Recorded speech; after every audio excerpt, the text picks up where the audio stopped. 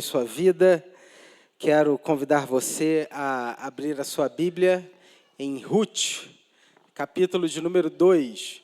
Semana passada nós pregamos sobre o capítulo 1 de Ruth, hoje nós pregaremos aqui no capítulo 2. Abra aí sua Bíblia em Ruth, capítulo 2.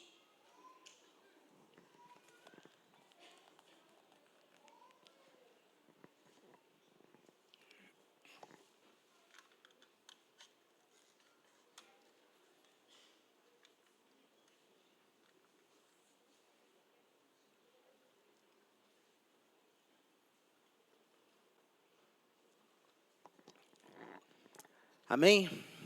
A palavra do Senhor diz assim: Tinha Noemi um parente de seu marido, senhor de muitos bens, da família de Elimeleque, o qual se chamava Boaz. Ruth, a moabita, disse a Noemi: Deixa-me ir ao campo, e apanharei espigas atrás daquele que me favorecer. Ela lhe disse: Vai, minha filha. Ela se foi, chegou ao campo e apanhava após os segadores. Por casualidade, encontrou na parte que pertencia a Boaz, o qual era da família de Elimeleque. Eis que Boaz veio de Belém e disse aos segadores: O Senhor seja convosco. Responderam-lhe eles: O Senhor te abençoe. Depois perguntou Boaz ao servo encarregado dos segadores: De quem é essa moça? Respondeu-lhe o servo: Esta moça é moabita, que veio com Noemi da terra de Moabe. Disse-me ela: Deixa-me rebuscar espigas e ajuntá-las entre as gavelas após os segadores. Assim ela veio. Desde pela manhã até agora está aqui, menos um pouco que esteve na choça. Então disse Boaz a Ruth: Ouve, filha minha, não vais colher em outro campo, nem tampouco passes daqui. Porém, aqui ficarás com as minhas servas. Estarás atenta ao campo que cegarem e irás após elas. Não dei ordem aos servos que não te toquem. Quando tiveres de sede, vai às vasilhas e bebe do que os servos tiraram. Então ela, inclinando-se o rosto em terra, lhe disse: Como é que me favoreces e fazes caso de mim, sendo eu estrangeira? Respondeu Boaz, ele disse: Bem me contaram tudo quanto fizeste a tua sogra, depois da morte de teu marido, e como deixaste teu pai e a tua mãe e a terra onde nasceste, e vieste para um povo que dantes não conhecias. O Senhor retribua o teu feito, e seja cumprida a tua recompensa do Senhor, Deus de Israel, sobre cujas asas vieste buscar refúgio. Disse ela: Tu me favoreces muito, Senhor meu, pois me consolaste e falaste ao coração de tua serva, não sendo eu nem ainda como uma das tuas servas. À hora de comer, Boaz lhe disse: Achega-te para aqui e come do pão, e molha no teu vinho o teu bocado. Ela se assentou ao lado dos segadores e lhe deu grãos tostados de cereais. Ela comeu e se fartou, e ainda lhe sobejou. Levantando-se ela para rebuscar, Boaz deu ordem a seus servos, dizendo: Até entre as gavelas deixai-a colher, e não a censureis. Tirai também dos molhos algumas espigas, e deixai-as para que as apanhe, e não a repreendais. Esteve ela apanhando naquele campo até a tarde, debulhou o que apanhara, e foi quase um efa de cevada. Tomou-o e veio à cidade, e viu a sua sogra, o que havia apanhado, também o que lhe sobejara, depois de fartar-se, e tirou-o e deu à sua sogra. Então lhe disse a sogra: Onde colheste hoje? Onde trabalhaste? Bendito seja aquele que te acolheu favoravelmente. E Ruth contou à sua sogra onde havia trabalhado e disse: O nome do Senhor em cujo campo trabalhei é Boaz. Então Noemi disse à sua nora: Bendito seja ele do Senhor, que ainda não tem deixado a sua benevolência, nem para com os vivos, nem para com os mortos. Disse-lhe mais Noemi: Esse homem é nosso parente chegado, e um dentre os nossos resgatadores. Continuou Ruth, a moabita: Também ainda me disse: com os meus servos ficarás até que acabem toda a cega que tenho. Disse Noemi a sua nora: Rute, bom será, filha minha, que saias com as servas dele, para que noutro campo não te molestem. Assim passou ela a companhia das servas de Boaz para comer, até que a cega da cevada e do trigo se acabou, e ficou com a sua sogra. Generosidade. Que texto lindo. Que história fantástica. Um homem que decide abençoar uma mulher que nunca viu e que não tinha compromisso nenhum com ela. A princípio, ele faz tudo aquilo que ele tinha em suas mãos e, de maneira generosa, ele entrega aquilo que era dele e coloca o que era dele à disposição dela. A Bíblia, ela tem uma palavrinha que é muito difícil de ser traduzida para o português, que é essa palavra que está aqui atrás, que é a palavra hesed. Porque em algumas traduções, e aí só para que você entenda, essa palavra ela é traduzida como bondade.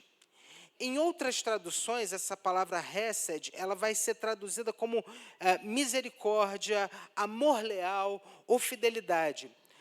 Todas essas palavras, elas estão corretas, só que nenhuma delas, sozinha, consegue carregar o significado profundo dessa expressão hebraica. Porque hesed não é apenas um sentimento, não é lealdade, não é somente misericórdia. Hesed é um amor que se compromete com tudo que tem, com todo o seu ser, com todos os seus bens, com todo o seu coração, e que transforma esse compromisso numa ação. É um amor que sai da intelectualidade, que sai de um conceito e que se transforma em algo tangível, real, que impacta, que abençoa. Só que nós vivemos um tempo de um amor muito diferente, de um amor que eu quero chamar de contratual. Olha, eu cumpro a minha parte, você vai cumprir a sua. Enquanto você for uma pessoa tranquila, fácil, eu estarei com você. Enquanto você não me impede em realizar os meus planos, nós estamos juntos. Só que hesed é completamente diferente disso.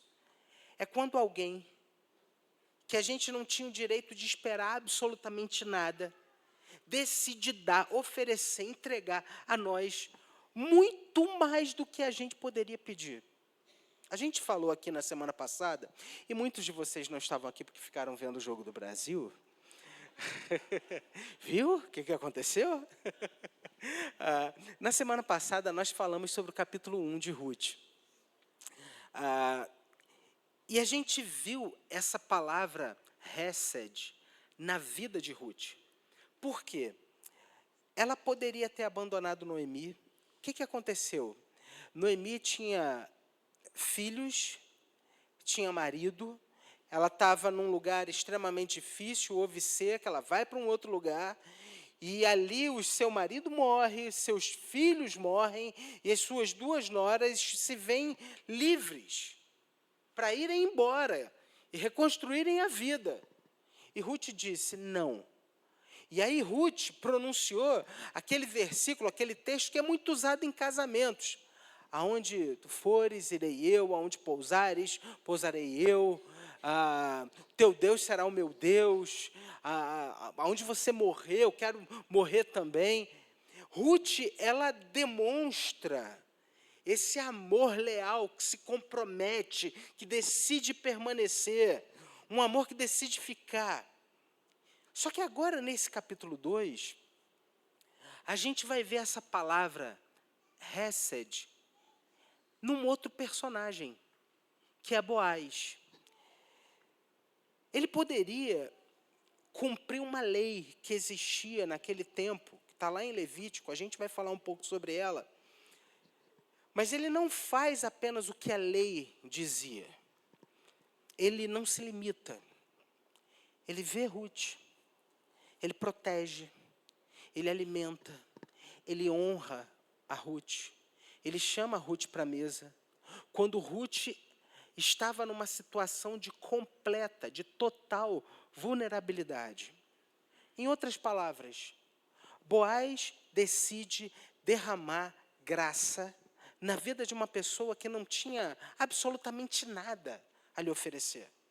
E aí, só para você entender um pouco desse contexto, do que estava acontecendo aqui, para a gente entrar dentro dessa história, o livro de Ruth, ele se passa lá no tempo dos juízes, que foi um dos momentos, espiritualmente falando, mais difíceis, mais sombrios da história de Israel. Era uma época que, segundo o próprio livro de Juízes, diz lá, cada um fazia o que achava mais reto. Ou seja, era um tempo em que as pessoas não seguiam lei nenhuma. E nesse cenário, que era um cenário de violência, de egoísmo, de instabilidade, de infidelidade a Deus, é que Boaz surge. Boaz, ele vai mostrar para nós que é possível viver de uma maneira completamente diferente, não sendo orientado pelo espírito do seu tempo, não sendo orientado pela lógica dos seus pares. Boaz, ele expressa com sua vida aquilo que nós devemos expressar por termos um coração centrado em Jesus. Só para você entender melhor esse texto, eu coloquei aí nesse slide, que existia naquele tempo uma lei que era chamada de a lei da respiga. Pode passar o próximo slide. O que era essa lei da respiga? A lei da respiga era uma lei que protegia o pobre, o estrangeiro, a viúva e o órfão. Essa lei, ela dizia mais ou menos o seguinte: você tem um campo, vamos imaginar que essa igreja aqui é o seu campo. Tudo que você plantar nesse campo é seu, exceto as quinas, as bordas desse campo.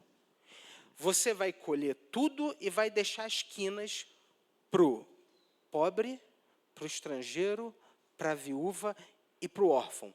E mais, quando você sair com seu caminhão daqui, se cair alguma coisa no chão, é do estrangeiro,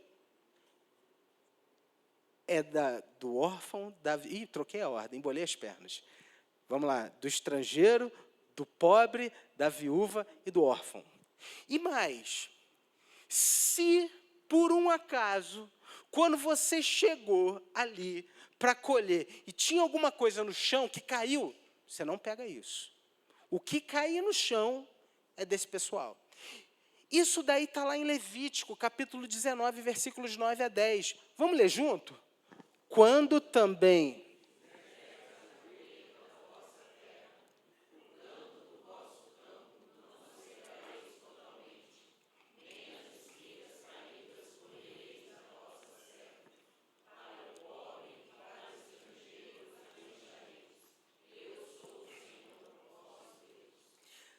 Você percebe como isso é algo extremamente chocante? Porque nós estamos vivendo um tempo em que isso não é tão presente.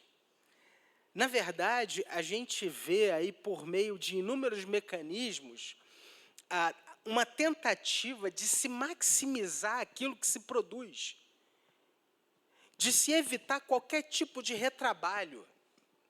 Toda tecnologia, ela culmina para que você tenha uma maximização dos seus lucros, para que você tenha poucas perdas. Só que naquele tempo havia uma lei que dizia: você precisa perder, porque existem pessoas na nossa sociedade que carecem de ajuda. E aí, olha só que coisa interessantíssima. O pobre, o estrangeiro, obrigado, a viúva e o órfão. Você vai ser pastor, hein? Ó, isso aí é bom demais, hein? Gostei. Eles poderiam pegar sem ter que pedir. Ou seja, eles não precisariam se humilhar, percebe? Para ter alimento naquele momento de dificuldade da vida deles. Olha que coisa linda. Porque isso é muito contrastante com o que a gente vive hoje. Eu já citei isso aqui, mas há uma lógica que está por trás de muito do nosso pensamento capitalista, que foi dito lá por Émile Durkheim. Durkheim dizia: você é aquilo que você tem. Logo, se você não tem, sobra muito pouco para dizer quem você é. E isso faz a gente querer colocar nas coisas que a gente tem a nossa identidade. Por isso que é tão difícil abrir mão. Porque abrir mão, deixar as quinas, as sobras, facilitar para alguém, ajudar alguém, no nosso tempo hoje, é você ser visto, reconhecido como bobo, como fraco, como alguém que rompeu com a lógica do nosso tempo. Só que Boaz, ele decide não apenas cumprir a lei. Boaz, ele faz muito mais. E aí, esse texto ele vai falar sobre um amor que se derrama, um amor que se entrega. E a primeira lição, pode passar o próximo slide, é que o amor que se derrama vê quem a dor tornou invisível. Perceba, Ruth, ela sai de casa e ela fala para Noemi o seguinte: deixa-me ir ao campo. Eu vou pegar as espigas atrás daqueles em cujos olhos eu achar graça. E aí o que ela está fazendo? Ela não está escondendo o que ela ia fazer.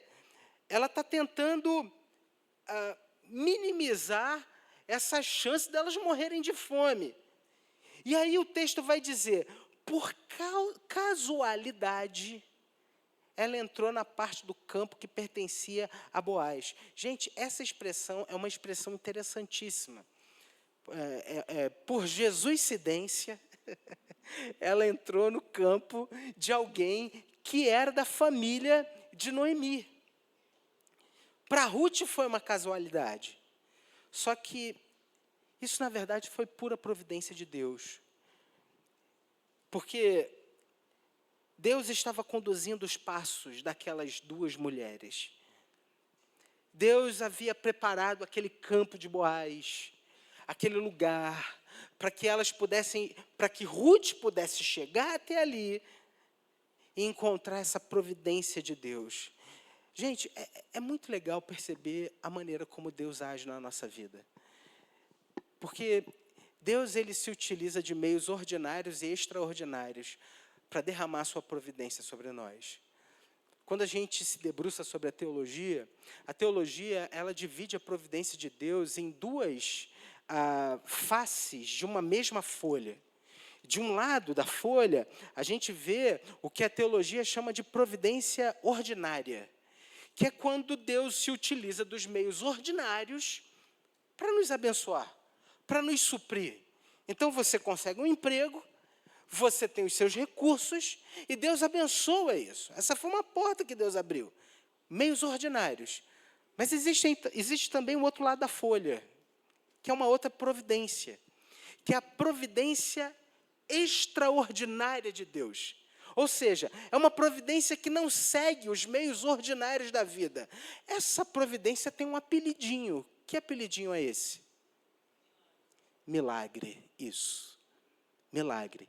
E deixa eu falar uma coisa aqui, tranquilo, como bom presbiteriano que sou. O nosso Deus é um Deus que faz milagres. O nosso Deus, da maneira dele, quando ele quer e como ele quer, ele age, rompendo os meios ordinários da vida para nos abençoar e nos alcançar. E é isso que acontece aqui. Aquela mulher, uma mulher que era completamente invisível, ela é conduzida por Deus. Ela é levada até aquele campo. E ela chega ali, e ali ela se depara com um homem que tinha uma ligação com ela e que ela não fazia ideia disso. Sabe, eu acho, perdão, vou refazer a minha fala. Eu entendo que talvez o primeiro campo no qual Deus esteja chamando você a viver esse hesed seja o campo da atenção. Sabe por quê? Porque talvez perto de você, você passe todos os dias por alguém que é invisível para você, mas que o Senhor deseja abençoar, que o Senhor deseja tocar, que o Senhor deseja transformar. E aí, às vezes a gente não percebe que existem pessoas próximas a nós, mas que há muito tempo não são vistas. Existem pessoas que moram debaixo do mesmo teto que a gente só se lembra quando as coisas dão errado, ou quando as coisas saem do lugar. Talvez você trabalhe todos os dias com alguém, e esse alguém virou uma paisagem para você. É simplesmente um ser ali, inanimado. Mas que é um ser, que é uma vida, que é alguém que Deus colocou próximo a você. Mas que muitas vezes, pela nossa falta de atenção, a gente não percebe a presença dessas pessoas ali. Existem pessoas que não precisam do nosso dinheiro, que precisam apenas entender que elas foram percebidas. Gente, na minha caminhada como pastor, eu tenho aprendido o quanto um sorriso é um poderoso instrumento de evangelização. Quanto a palavra empatia, que é completamente diferente de simpatia, ela precisa estar presente na nossa vida. Por quê? E aí eu ouso de maneira categórica, e a gente pode inclusive conversar sobre isso na escola bíblica dominical. Eu não vejo na Bíblia um Jesus simpático, em momento nenhum. Muito pelo contrário. Eu vejo Jesus derrubando as barracas no templo, sendo contundente, incisivo com as pessoas, sendo direto, sendo objetivo. Mas eu percebo, de maneira muito clara, um Jesus que tinha a empatia, que é a habilidade de se colocar no lugar do outro, e de entender a dor do outro, e de ser tocado pelo sentimento do outro. Assim como aconteceu lá, quando Lázaro morreu, e a notícia chega até ele, e ele vai, para muitos de maneira atrasada, mas não, ele chegou no momento certo, e ele ouve da boca daquelas mulheres, das suas irmãs, que o seu irmão havia morrido, e Jesus sente a dor profunda daquelas mulheres, e ele chora. Sabe, nós precisamos aprender a enxergar aqueles que são invisíveis. Como igreja, como discípulos, nós precisamos desenvolver essa habilidade na nossa vida, no nosso dia a dia, aqui dentro do nosso coração. Só que o texto ele continua, pode passar para o próximo slide. O texto ele vai dizer também que o amor que se derrama, ele usa o poder que tem para proteger e dignificar. Gente, olha o que acontece aqui a partir do versículo 8. Algo lindo aqui. O texto vai dizer Então disse Boaz a Rute: ouve, filha minha, não vai escolher em outro campo, nem tampouco passes daqui, porém aqui você vai ficar com as minhas servas. Você estará atenta ao campo que cegarem, você irá após elas. Eu dei ordem aos meus servos que não te toquem. E ele vai dizendo aqui, ele vai falando: olha, você pode ficar aqui, você pode se servir das coisas que eu tenho, você pode fazer uso das minhas coisas. Se você precisar de água, você vai fazer o seguinte: você vai até os meus servos e eles vão pegar a água para você. Isso é chocante, porque naquele tempo, numa situação como essa, se havia um estrangeiro ali, eles iam pegar esse estrangeiro para trabalhar. O estrangeiro pegaria a água para os servos.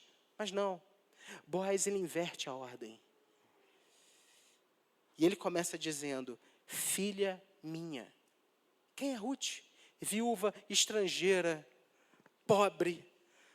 Aos olhos da sociedade, Rute, ela estava no último degrau. Só que Boaz não vai tratar Rute como uma mulher intrusa. Boaz, ele fala com ternura, com amor.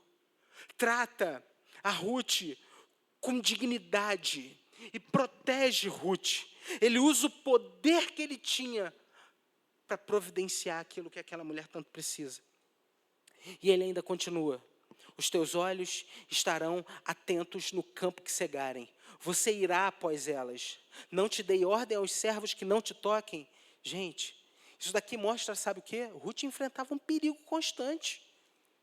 Ela era uma mulher totalmente desprotegida. E ele faz o quê? Eu dei ordem aos meus servos para te protegerem. Ele fala: pode colher. Ninguém vai tocar em você. Irmãos, essa é uma das marcas mais bonitas desse Hesed que a palavra nos mostra. É o amor que usa o poder para não explorar quem é vulnerável, mas para protegê-lo. Gente, olha para o mundo que a gente vive. O mundo que a gente vive usa o poder para que as pessoas subam. Só que o reino de Deus nos ensina a usarmos o nosso poder para nós servirmos. E eu digo mais: a igreja é o único lugar da sociedade em que você vai ver muitas vezes um general colocando a cadeira para que uma dona de casa se sente na igreja. A igreja é o lugar em que nós aprendemos a servir como o nosso Senhor serviu. Deu a vida em resgate de muitos, se esvaziou para isso. A questão hoje, para mim e para você é: qual é o poder que você tem? E por meio do poder que você tem, o que tem falado mais alto? A sua notoriedade? Ou você tem utilizado o seu poder para que o nome de Jesus seja conhecido e glorificado? É lindo a gente entender que a nossa relação com o poder, ela vai revelar aquilo que a gente adora. Porque se você quer conhecer alguém, de fato, de verdade, você pode fazer duas coisas. Come com ela 1 quilo de sal, você vai saber como é que é essa pessoa. Ou dá a ela poder. Poder revela. Quando o nosso coração vive para controlar, a gente vai usar a nossa autoridade para cercar as pessoas. Quando a gente vive para reputação, a gente só vai ajudar quando a gente pode receber algo em troca dessa pessoa. Quando a gente vive completamente orientado pelo conforto, a gente começa a evitar determinados lugares que possam apresentar problemas para nós e que tire a gente desse lugar legal e confortável que a gente tanto ambiciona. Só que quando o nosso coração é alcançado pela graça, a gente começa a fazer algumas perguntas completamente diferentes. Nesse lugar, quem pode se sentir mais seguro agora porque eu estou aqui? Nesse lugar, como que as pessoas podem ser melhor tratadas? E como que eu posso usar a minha influência para que isso de fato aconteça? no meu ambiente de trabalho, como que eu posso providenciar melhorias significativas com aquilo que o Senhor colocou nas minhas mãos, com o poder que Deus me conferiu? Como que eu posso ser uma bênção na vida de outras pessoas? Você percebe como o poder é um instrumento de generosidade? É quando a gente aprende a usar a nossa própria presença como um abrigo para o outro, para aquele que é mais fraco.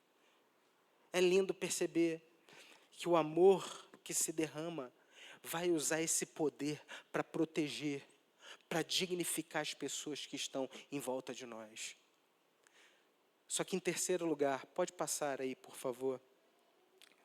Esse texto ele vai mostrar que esse amor que se derrama, ele transforma esse mínimo em abundância. Olha o que diz o versículo 14. À hora de comer, Boaz lhe disse, preste atenção, chegou o momento do jantar.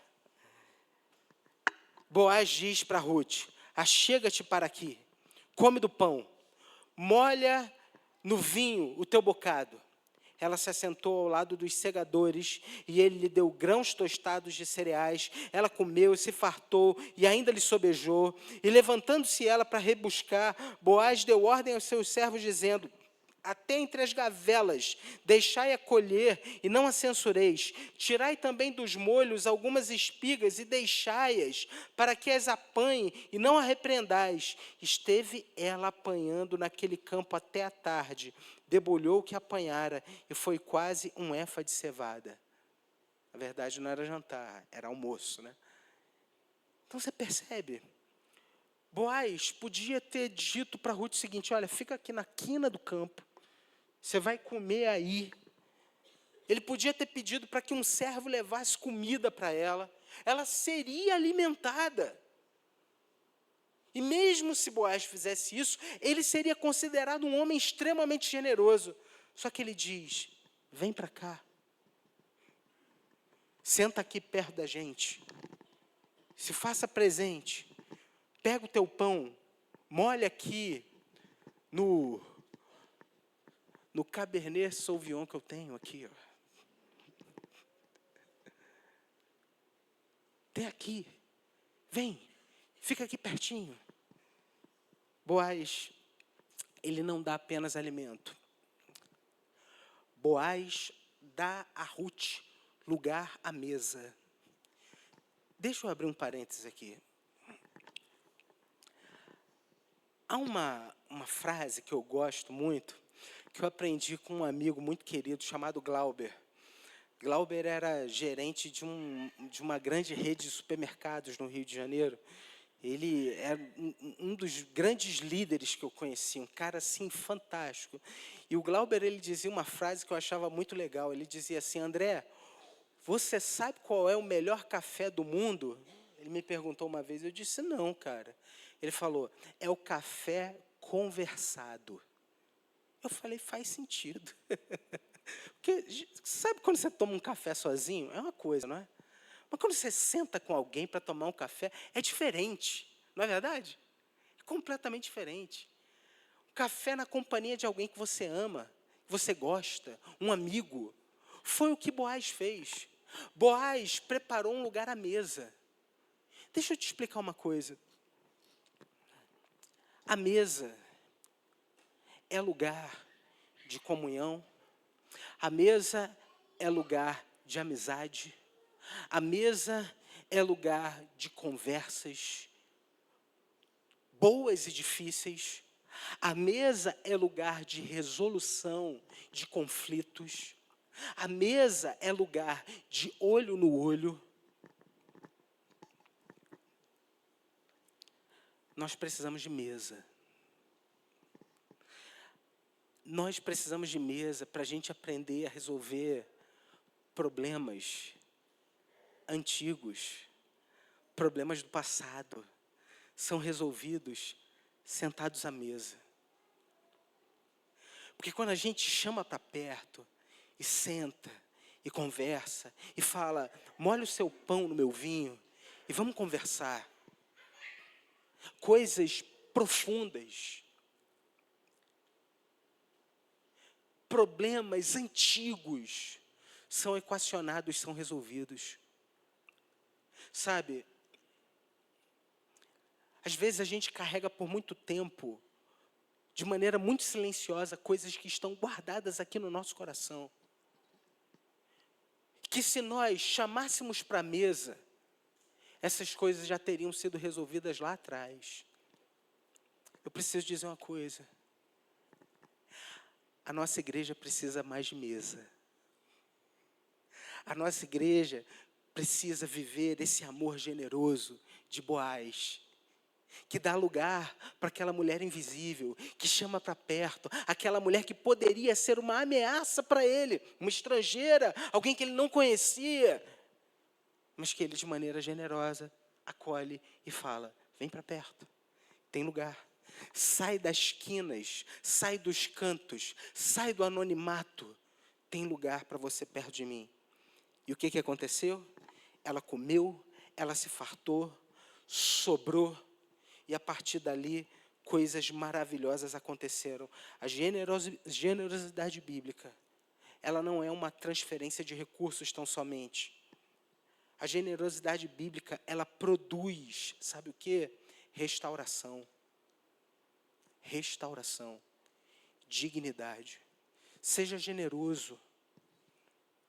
Chame para perto. Doe seu tempo. Abra seu coração. Não tenha medo. Seja corajosa, corajoso.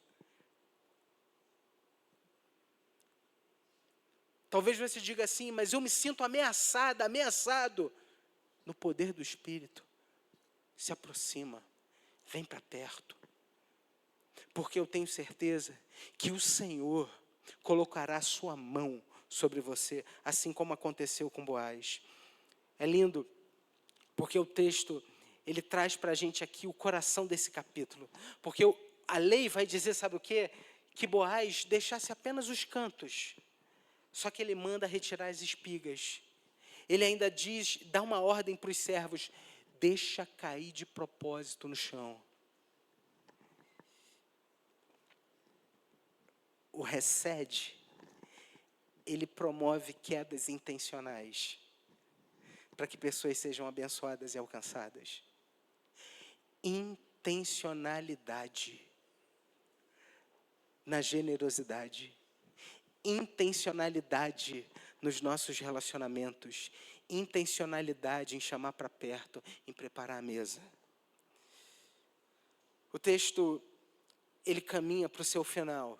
E a quarta e última lição que esse texto traz para nós, pode passar aí o próximo slide, é que o amor que se derrama, ele nos encontra vazios, é verdade, mas ele nos conduz ao verdadeiro Redentor.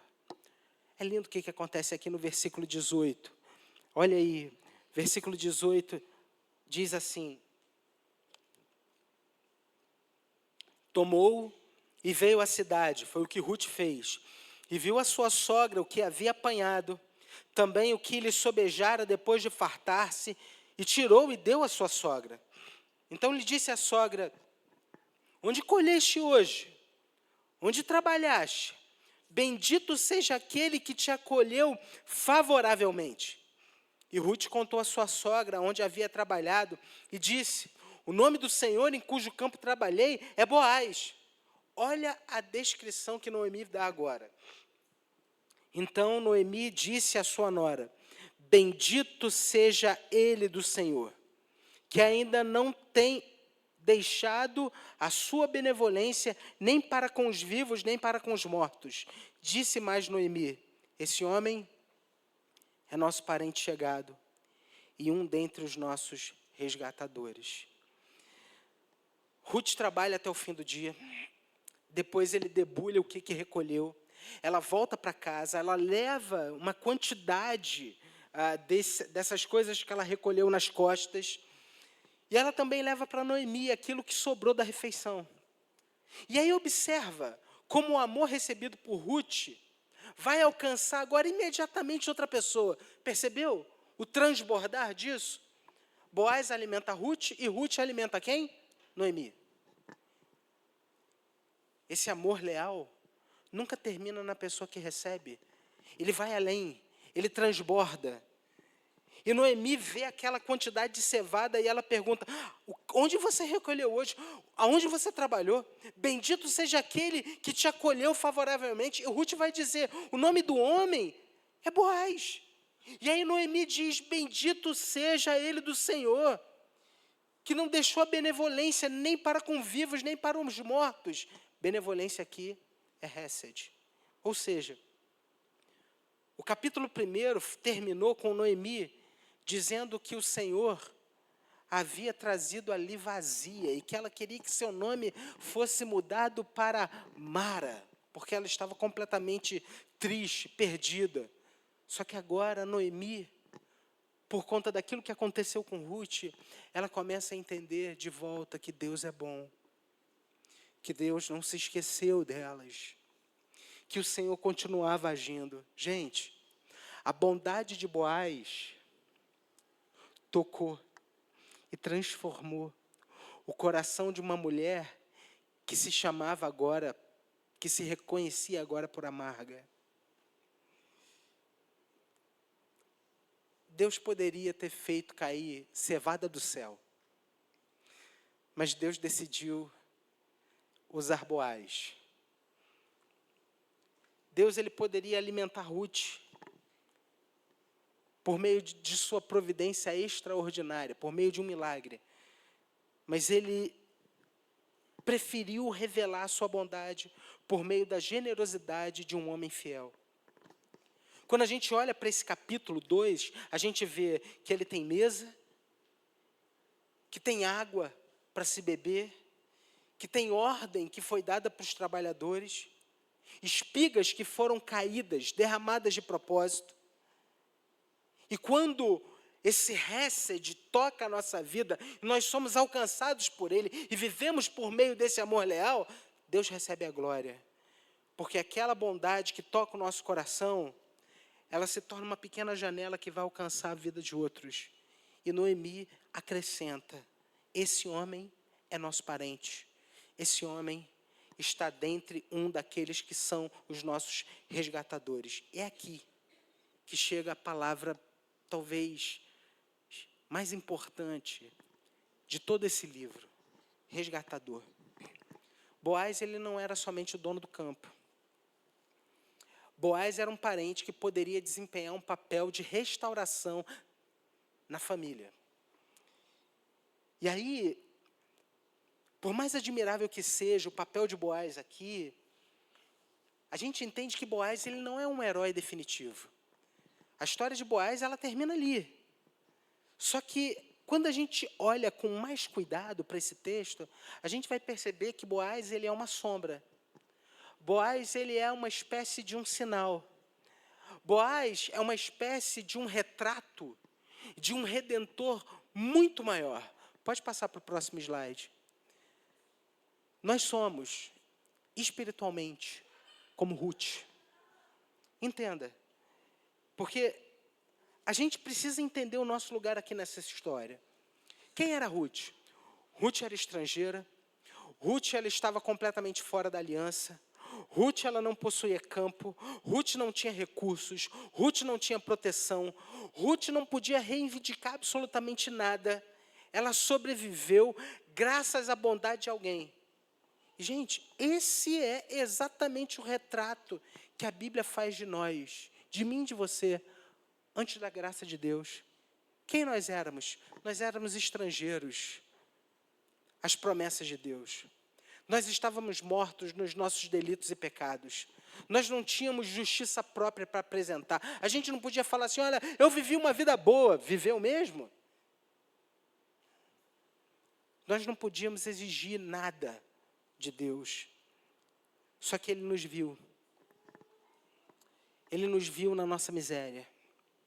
E Ele derramou o seu Hesed sobre nós. Boaz, ele foi alguém que disse: ninguém vai te tocar. Só que quando a gente olha para Jesus, Jesus ele foi muito além. Ele se colocou entre nós e a condenação que o nosso pecado imputava sobre nós. O que Jesus fez? Na cruz, ele recebeu sobre ele a sentença que deveria cair sobre mim e sobre você.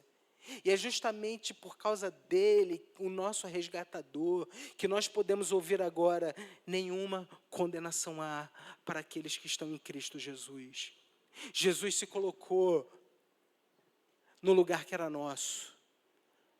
Jesus se colocou naquela cruz para nos salvar, para nos proteger.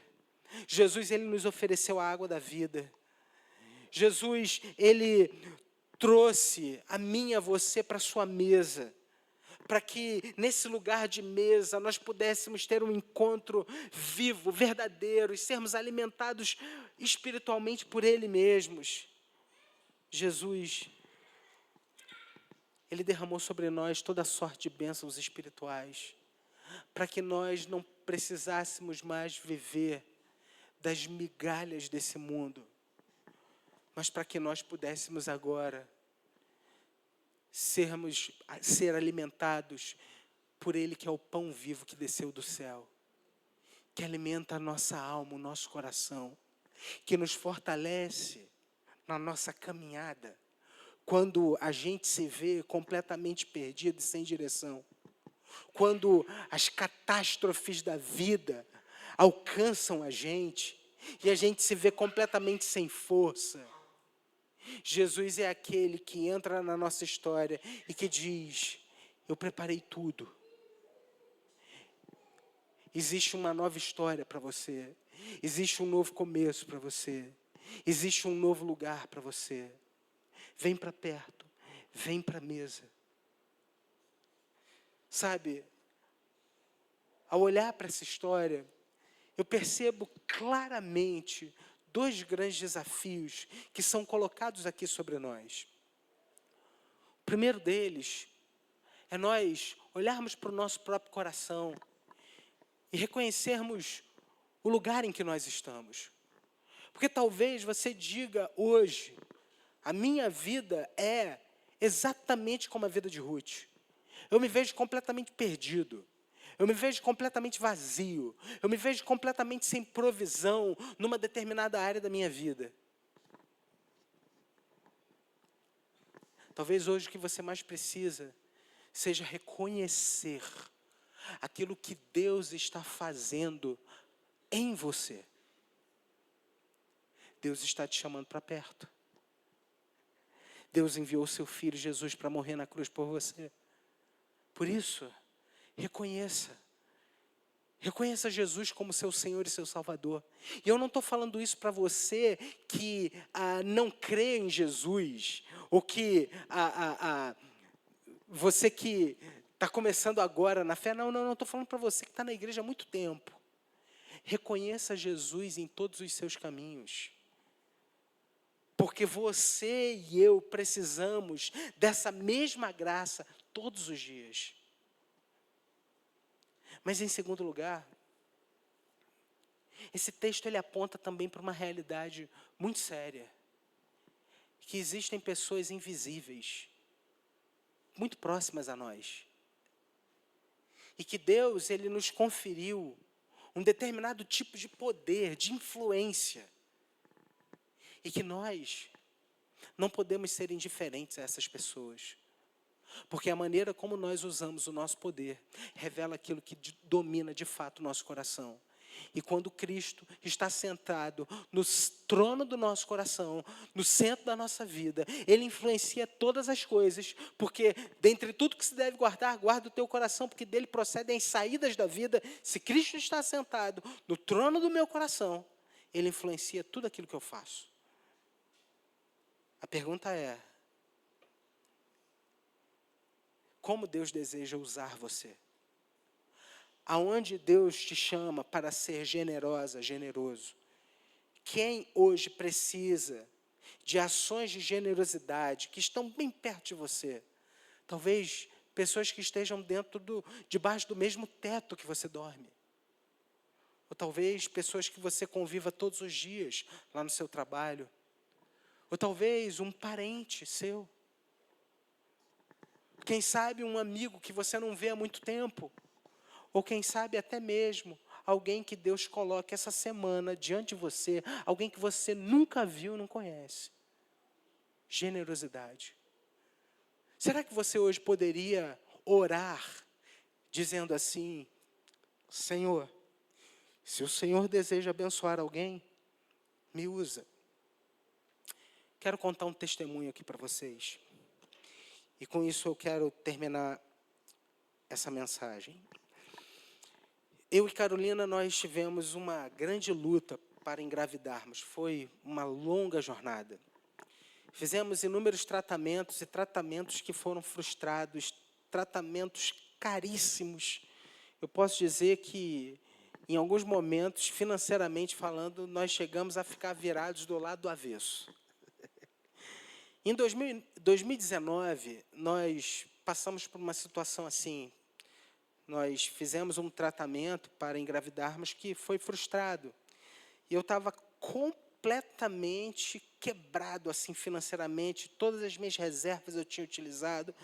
E cartão no limite, tal, assim, não tinha o que fazer. E mais ou menos em agosto, eu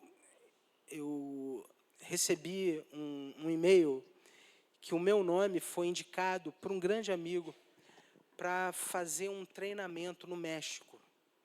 Um treinamento de 20 dias, que, assim, seria um treinamento, uma grande oportunidade ministerial. E eu fui olhar a passagem, quanto que era a passagem para o México.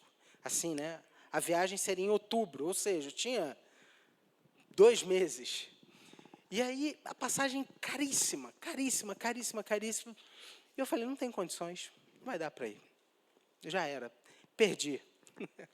E aí eu falei para minha esposa, puxa, Carolina, você não sabe o que aconteceu.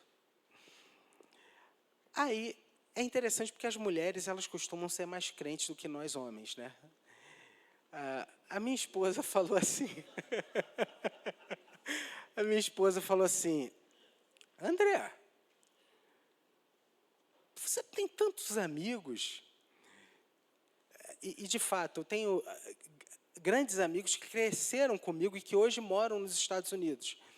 E ela falou assim, você tem tantos amigos, você tem vários amigos que moram nos Estados Unidos. Liga para um deles, conversa, fala com eles. E eu, com a maior vergonha do mundo, né? Pedi, puxa vida. Aí eu me lembrei de um amigo meu, um xará, André. Eu falei para ele, o apelido dele é Choco. Falei assim, Choco, o negócio é o seguinte, cara, eu recebi um convite para fazer um treinamento no México. Esse treinamento era um treinamento que me qualificava para acompanhar e treinar plantadores de igreja no mundo inteiro. E eu expliquei para ele, falei, cara, é uma oportunidade muito legal, eu não tenho grana, cara, estou passando por esse momento, tal. E aí o André falou assim, André, me dá um tempo, me liga amanhã, nesse mesmo horário que a gente conversa. Eu falei, beleza. Eu liguei no dia seguinte para ele. Ele falou assim, cara, deixa eu te contar uma parada. Domingo eu estava na minha igreja e o pastor estava pregando e ele disse assim, que Deus nos colocaria em situações em que nós poderíamos abençoar alguém. E que se nessa semana algo assim acontecesse, que a gente deveria mergulhar nisso, que a gente deveria avançar nisso. E ontem você me ligou. E eu entendi, cara, que isso daí é algo que eu preciso participar. Está com o computador aberto aí, vamos comprar passagem agora? Eu falei assim, cara, que isso? Ele, não, vamos comprar passagem agora. Por que eu estou falando isso? Eu quero falar para você a mesma palavra que esse pastor falou para o André lá atrás. Se Deus colocar alguém diante de você que precisa ser abençoado, que precisa ser ajudado, seja você esse canal desse Hesed na vida dessa pessoa. Seja generoso, seja uma bênção. Porque aquilo que Boaz fez na vida de Ruth alcançou o coração de Noemi, que se dizia uma mulher amargurada. E ela reconheceu Deus nos seus caminhos. Aquilo que Deus faz através de você vai abençoar vidas e você não faz ideia do lugar aonde isso pode chegar. Por causa desse curso que eu fiz e daquilo que o André proporcionou a mim, eu desde 2019 para cá, eu viajei vários lugares. A gente fez uma conta esses dias num relatório. Eu pude, nesses últimos anos, treinar mais de 500 pastores. Você faz ideia disso? Por causa de um curso. Olha o impacto disso. E olha aquilo que pode acontecer através da sua vida. Seja generosa. Seja generoso. E que aquilo que você fizer, aponte para o Senhor. Que Deus te abençoe. Vamos orar? Eu quero orar com você que está colhendo espiga. Que se vê como Ruth. Sem direção. Vamos ficar de pé, gente. Isso, estica aí. Pronto. Você que se vê como Ruth. Você que está dizendo assim, estou passando por um momento de recomeço, mas eu preciso de direção. Eu estou precisando de recurso. Eu estou precisando que o Senhor abra as portas para mim. Eu quero orar com você. Mas eu quero orar com você também que diz, Senhor, eu quero que o Senhor use a minha vida. E se o Senhor deseja abençoar alguém, eu estou aqui. Me usa, Senhor. Pai, o Senhor conhece cada um dos teus filhos aqui nessa noite. Existem pessoas aqui que estão num campo, como Ruth estava, colhendo migalhas, talvez migalhas no campo do coração, gente que tem passado vergonha há muito tempo, gente que está vivendo um momento de escassez, de crise. Mas hoje, Senhor, nós vimos que a Tua providência maravilhosa nos conduz a lugares, aos campos que o Senhor mesmo preparou para nós. Que esse irmão, que essa irmã possa entender que o Senhor está conduzindo a vida dela. Que essa pessoa possa sair daqui com essa clara, com essa real convicção de que o Senhor está sustentando e conduzindo a minha vida.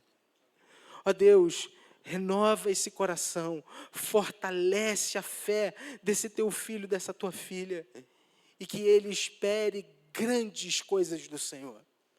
Ó Deus, eu também quero te pedir, para aquele meu irmão que está estagnado há muito tempo na fé, mas que lá no fundo tem um desejo de frutificar, que lá no fundo tem um desejo de ser usado pelo Senhor, que lá no fundo, ele não sabe como, mas ele gostaria muito de ser uma bênção na vida de alguém. Eu quero te pedir, Pai, que o Senhor coloque oportunidades claras para que esse irmão, essa irmã, possa ser um instrumento nas mãos do Senhor para abençoar alguém.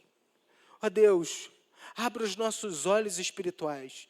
Retira, Senhor, as escamas da acomodação diante dos nossos olhos. Aquece o nosso coração na Tua presença e nos faz, Senhor, sonhar e esperar e viver grandes coisas no Senhor para a glória do Teu nome. É a nossa oração, Pai, que te fazemos em nome de Jesus, que nos ensinou a orarmos juntos como igreja, dizendo, Pai nosso que estás nos céus, santificado seja o Teu nome. Venha o Teu reino. Seja feita a Tua vontade, assim na terra como nos céus. O pão nosso de cada dia nos dai hoje. Perdoa as nossas dívidas, assim como nós perdoamos aos nossos devedores. Não nos deixes cair em tentação, mas livra-nos do mal, pois Teu é o reino, o poder e a glória para sempre. Amém. E agora, povo de Deus, que a graça do nosso Senhor e Salvador Jesus Cristo. Que o amor de Deus, nosso todo-poderoso Pai, e que a comunhão e a consolação do Santo Espírito de Deus estejam com você, meu irmão e minha irmã, e com todo Israel de Deus, espalhado por toda a face da terra, desde agora e para todo sempre. Amém, amém e amém.